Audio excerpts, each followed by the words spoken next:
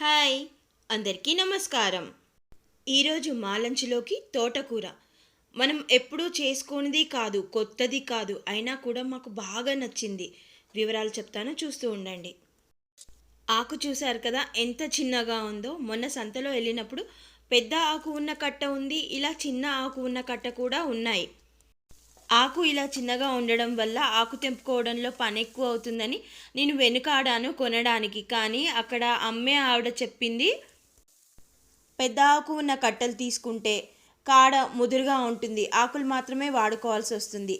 ఈ చిన్న ఆకులు ఉన్న కట్ట లేతగా ఉంది, వేర్లు మాత్రం తీసేసి వాడుకుంటే ఆకు తెంపుకోవడం కష్టం కాదు, కాడలు వాడుకోవచ్చు కాబట్టి. రుచి కూడా ఈ చిన్న ఆకులున్న కట్ట చాలా బాగుంటుంది అని చెప్పారు ఆవిడ అలా చెప్పడం వల్ల తీసుకొచ్చాను. Really I found the difference. మామూలుగానే తోటకూర అంటే నచ్చని వాళ్ళు ఉండరు. ఈ ఆకు తెచ్చుకోవడం వల్ల దాని ఫ్రెష్నెస్ని టేస్ట్ చేయగలిగాం. ఇంకా ఈరోజు అనిపించింది నెక్స్ట్ టైం తెచ్చుకున్నప్పుడు ఒకటి కాదు రెండు తెచ్చుకోవాలి.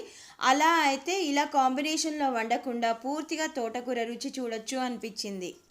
మీకు ఎప్పుడైనా అలా లేతగా చిన్నగా ఉన్న తోటకూర కనిపిస్తే తెచ్చుకొని తప్పకుండా వాడి చూడండి. Thank you for watching. Okay, tata, bye bye.